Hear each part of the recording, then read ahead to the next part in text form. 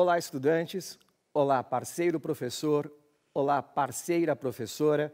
Meu nome é Alcides Guerreiro, professor de História, e a gente vai trabalhar hoje com um tema bastante polêmico, bastante interessante, que é a ascensão do nazismo. E eu tenho uma convidada mais do que especial, que vai propor, junto com a aula de História, uma abordagem interdisciplinar, que é a professora Fabi, de Sociologia. Tudo bem, Fabi? Tudo tranquilo, é sempre um prazer estar com vocês aqui, ó, com energia lá no alto. E hoje, né, assuntos polêmicos, a gente gosta de assuntos polêmicos justamente porque a gente precisa discutir, né? A gente precisa discutir, precisa pensar sobre essas coisas para que elas não se repitam mais. Muito bem. Dois adendos aqui que eu acho extremamente necessário antes da gente passar para a pauta da aula. O primeiro adendo é que a participação da Fabi aqui, ela vai trazer algo que é extremamente importante na história, que são as linhas de continuidade que permanecem atemporalmente. Quando a gente fala de nazismo, a gente não pode falar apenas de um fenômeno que aconteceu há 70 anos atrás. Há linhas de continuidade que a Fabi vai explorar de uma forma bem bacana durante a aula. E a segunda questão que eu quero trazer também é que a abordagem que eu faço, ela tem aqui um caráter híbrido. Ela serve tanto para o estudante quanto para o professor na medida em que ele sugere algumas abordagens que ele pode aproveitar na aula dele. Vamos lá, então? Primeiro, habilidades e objetivos que a gente vai trabalhar hoje. Os objetivos: apresentar o cenário político, social, econômico e cultural da Alemanha durante a República de Weimar e apresentar a ascensão da ideologia hitlerista, que é o nazismo, e apontar vertentes dessa matriz que sobrevivem atualmente. As habilidades do currículo do Estado de São Paulo é analisar o papel histórico das instituições sociais, políticas e econômicas, associando-as às práticas dos diferentes agentes e forças sociais. Vamos lá, então? Mudando aqui para a gente, por gentileza, a gente vai falar da crise pós-Tratado de Versalhes. Após a derrota da Alemanha na Primeira Guerra Mundial, a gente já viu isso na última aula de História, o Kaiser renuncia, é montado um governo provisório republicano que no decorrer da história vai ser conhecido como a República de Weimar, que vai de 1919 a 1933. Os representantes dessa república não só assinaram o Tratado de Versalhes, que na alma alemã é visto como uma espécie de humilhação, como, durante esse período, a nação germânica vai viver a devastação das consequências, não só da Primeira Guerra Mundial, mas de sua derrota e das imposições previstas pelo Tratado de Versalhes. Nós temos aqui algumas crises generalizadas, e a gente percebe que vai rolar aqui um bate-bola entre essas crises, um sentimento de insatisfação individual e coletiva, né, que vai fazer com que os alemães busquem uma espécie de culpado.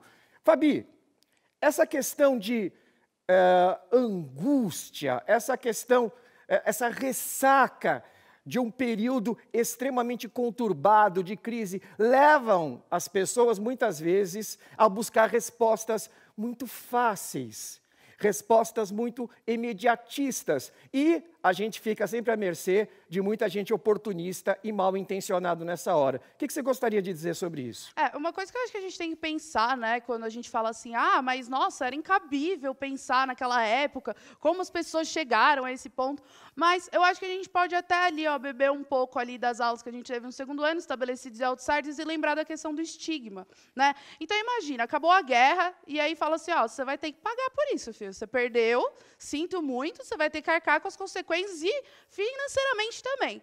E aí você vai entrar ali numa Alemanha onde você vai ter uma crise econômica absurda, eles estão tendo que arcar, né, com todas as consequências da guerra, e aí o povo alemão está assim, meu Deus, a gente é o pior, o resto do mundo está olhando para a gente como se a gente fosse assim, os piores do mundo, a gente está numa crise horrorosa, não tem saída, está uma porcaria, e aí alguém vem e fala assim, ao contrário, não. vocês são incríveis, vocês são maravilhosos, vocês, na verdade, tinham que ter orgulho de ser alemães, o mundo está contra nós. E aí, quando a gente, às vezes, se vê numa situação de fragilidade, que a gente se vê numa situação ali com a sociedade, que a gente se sente marginalizado, estigmatizado, a gente justamente vai procurar meios aí de inverter esse papel, né? De subir ali, ao invés de você ser a pessoa excluída, você vai começar a excluir. Muito bem. Eu vou aqui fazer um apanhado dessas crises generalizadas do ponto de vista econômico. Nós temos as reparações de guerra, que trazem à Alemanha uma superinflação. Só para vocês terem uma ideia, o marco desvalorizou-se a tal ponto que as pessoas compravam bens pesando as cédulas, de tão desvalorizada que era a moeda no período. Do ponto de vista social, um desemprego tremendo, que atinge aí mais de 1/3 da população alemã economicamente ativa.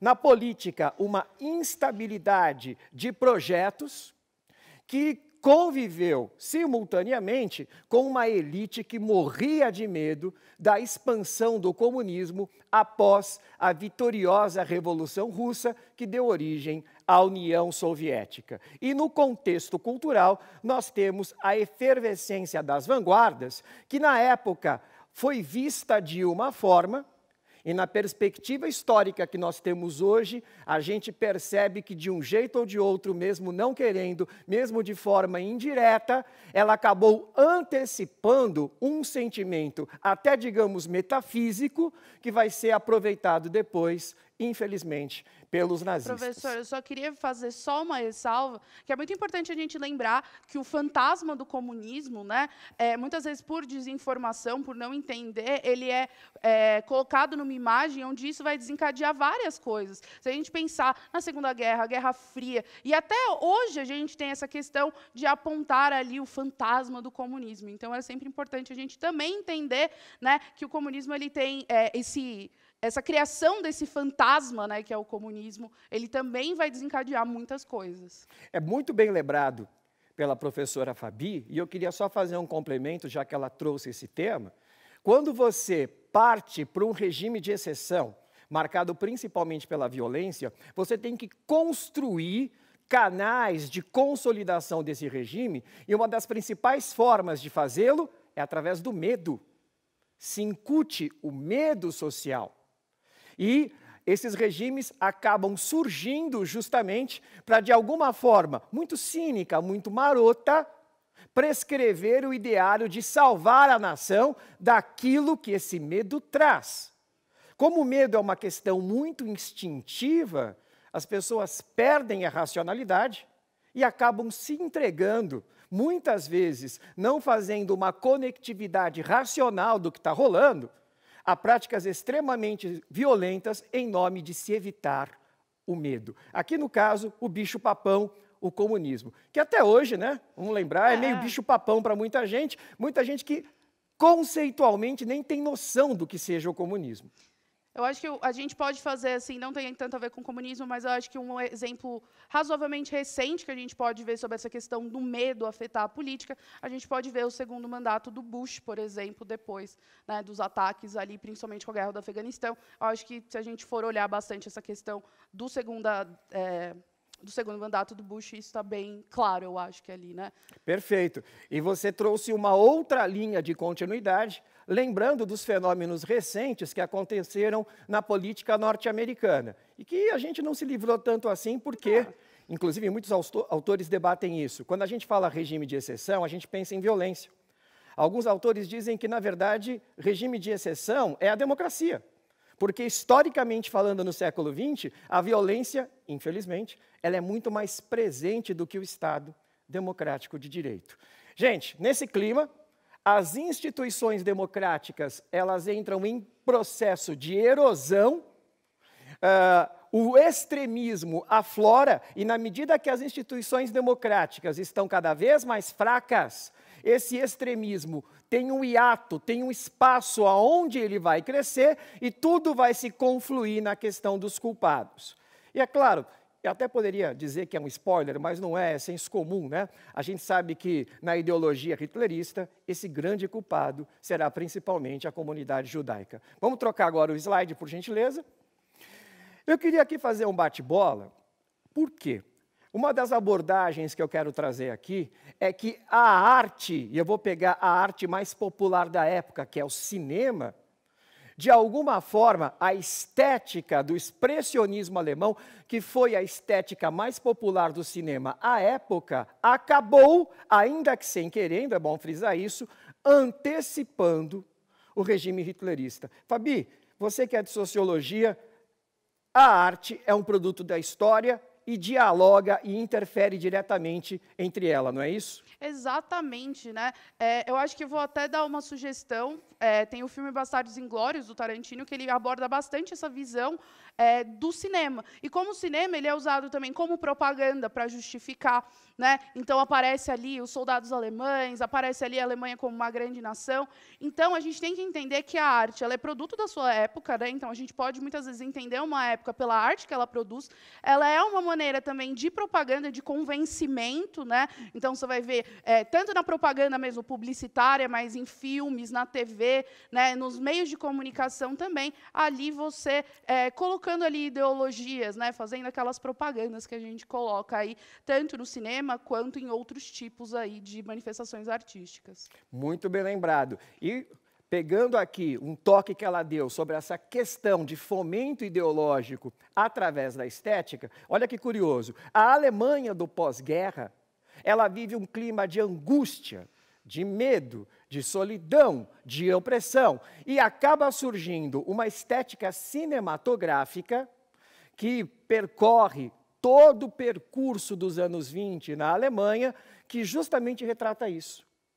Não só através dos temas, os temas do expressionismo alemão são totalmente distópicos, há uma falsa esperança, né? Tudo é ruína.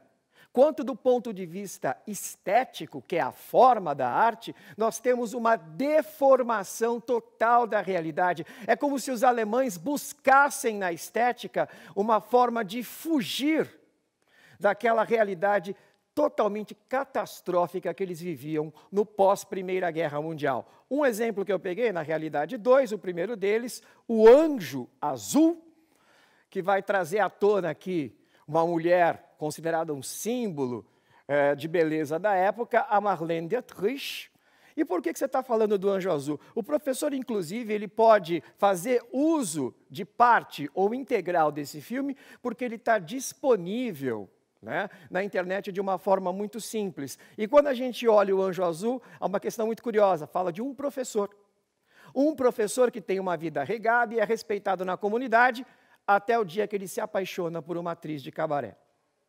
E mostra como toda aquela paixão, como aquele alumbramento sentimental, vai fazer com que toda a carreira dele entre em decadência, e ao mesmo tempo ele perde o respeito dos alunos e até do lugar onde ele mora, pois ele é despejado. Mas guerreiro, mas professor, o que isso tem a ver com algo que vai preparar o nazismo? De alguma forma, o Anjo Azul mostra que uma sociedade ela precisa do quê? De uma pessoa firme, de um controle forte, de um líder que possa colocar seu papel de poder para manter organizada a rotina. Lá na frente a gente vai ver aonde vai dar nisso. Eu acho que, até bem entre aspas, assim, a palavra, mas também como você se associar à escória te leva a ser escória.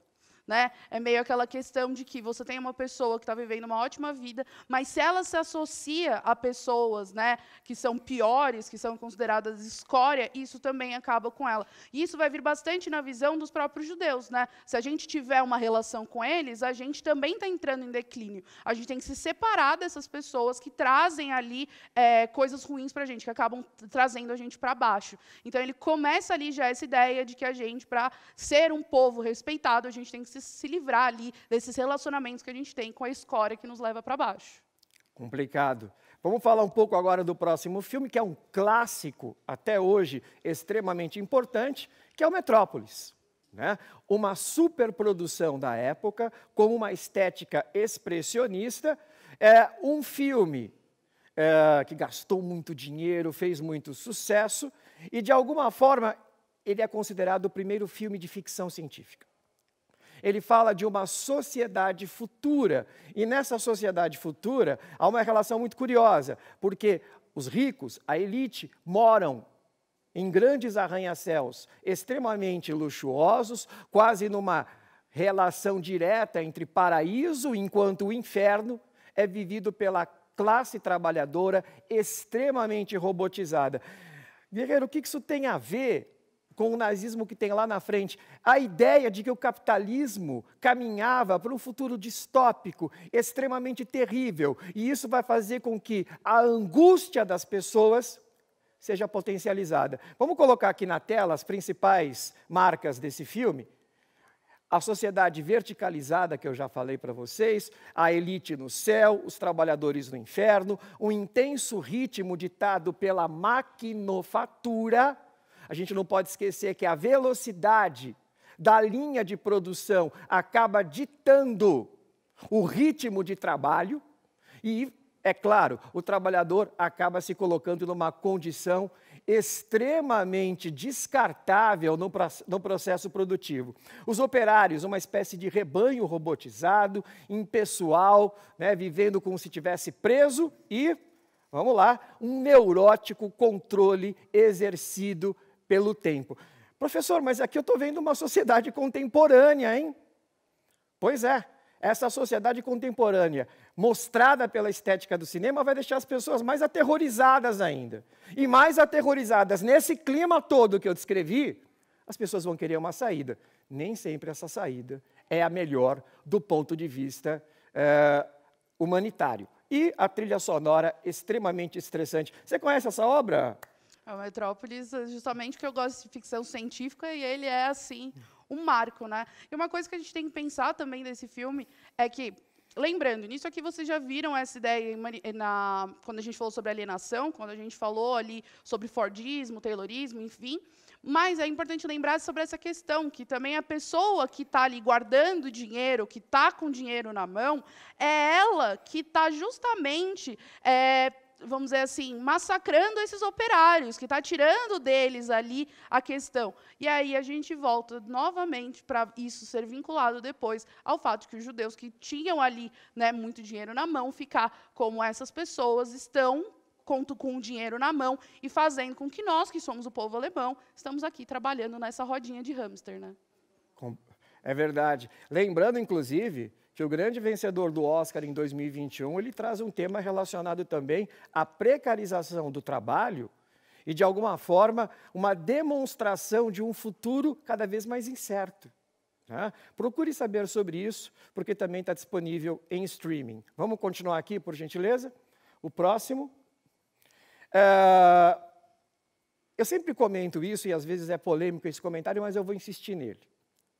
Demonizar, apenas demonizar Adolf Hitler não é a melhor forma de compreendê-lo. É claro que o partido nazista merece todo o repúdio de uma sociedade civilizada. Mas simplesmente, no ponto de vista metafísico, classificá-lo como demônio, monstro, não ajuda a compreendê-lo.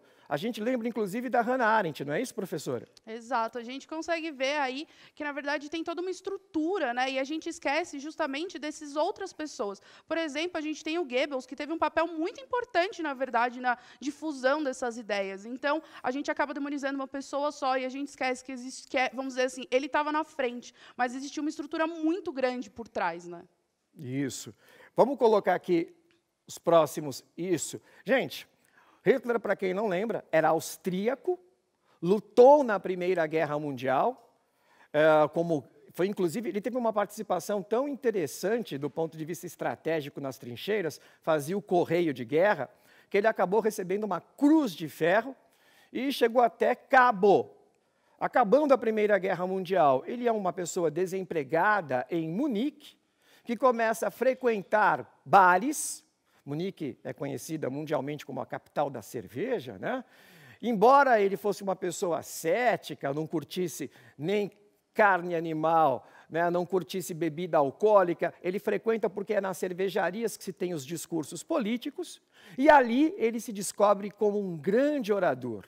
E ele começa a associar toda a bagagem extremamente radical que ele tem, produto da época, eugenia, extremismo, ultranacionalismo, ódio, preconceitos, com uma plataforma política que, olha que curioso, no início foi tida como ridículo.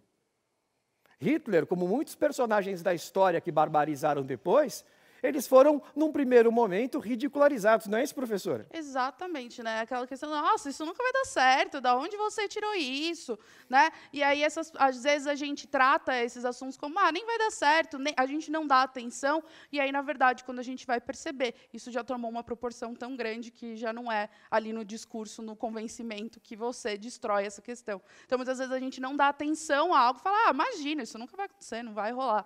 E, ao contrário, a gente vai deixando, isso vai se enraizando, vai crescendo, e quando a gente vai ver, já perdemos o controle sobre isso. Perfeito.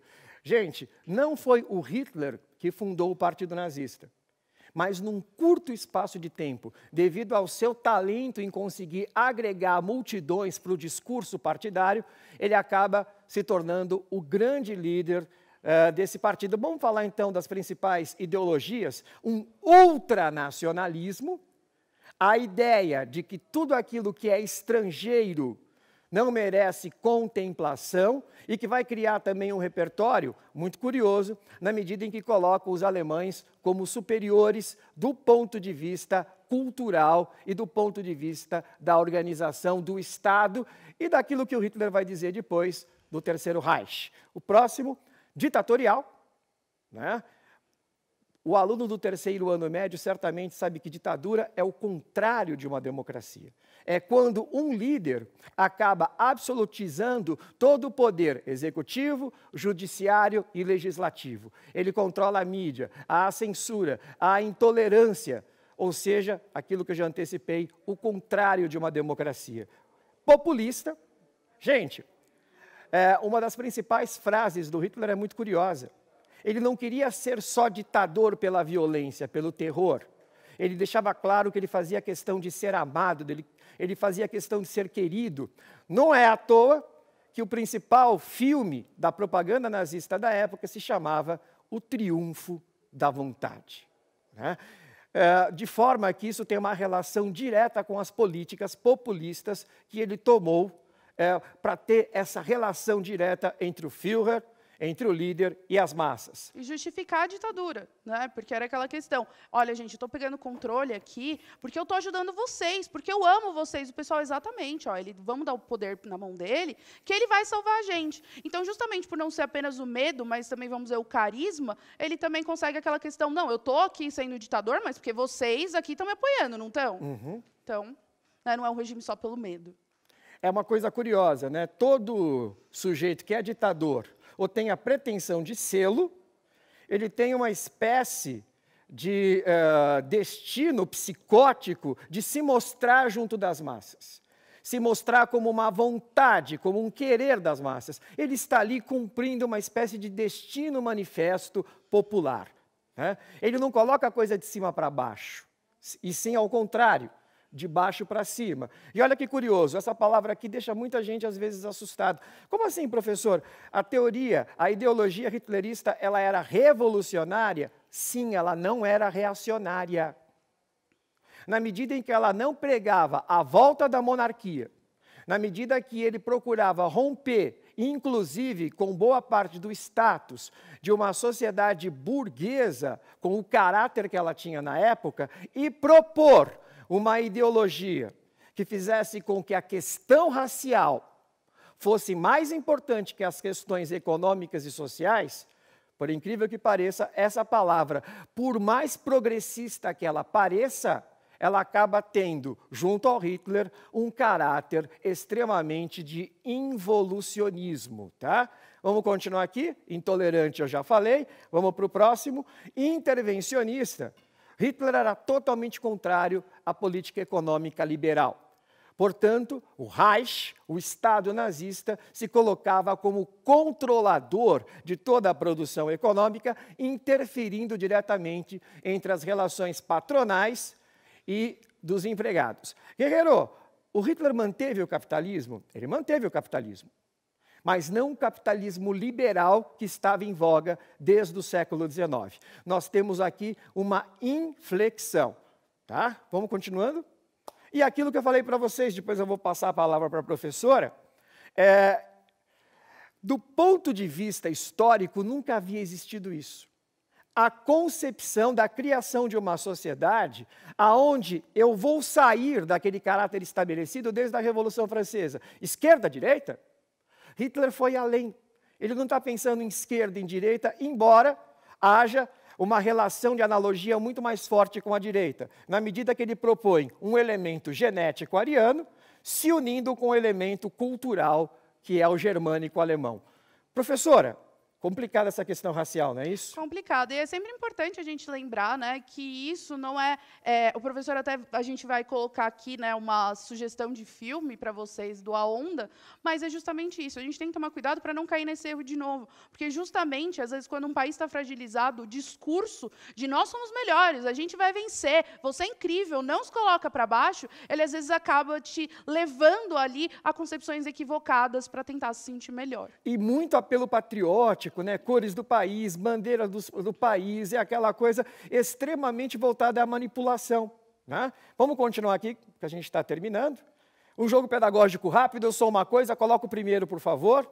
Defendi o extermínio da ideologia comunista. Quer tentar chutar ou quer mais dicas? Não, vamos lá. Vai, próximo. Responsabilizava os judeus pela crise econômica e social, pela derrota na Primeira Guerra Mundial e pela decadência das artes. Coloca o terceiro. Defendia a unificação de todos os estados germânicos em um único território, chamado Terceiro Reich, que precisaria ser maior que a Alemanha, e sustentava a emergência do rompimento alemão com o Tratado de Versalhes. Quer chutar? Olha, é uma coisa. Só ser uma coisa, eu chutaria apenas a suástica, mas vamos não lá, sei. então? A resposta, o Mein Kampf, o chamado Minha Luta. Vamos para o próximo para terminar a aula. A professora já antecipou, para que, de repente, o professor e os estudantes queiram trabalhar isso também com o cinema, uma dica mais contemporânea, o filme A Onda, um drama escolar em que o professor faz um polêmico estudo de campo. A juventude hoje poderia ser seduzida por um líder autoritário? Senhores e senhoras, muito obrigado pela aula. Fabi, adorei trabalhar com você, ótima participação. Sempre juntos. É isso aí, gente.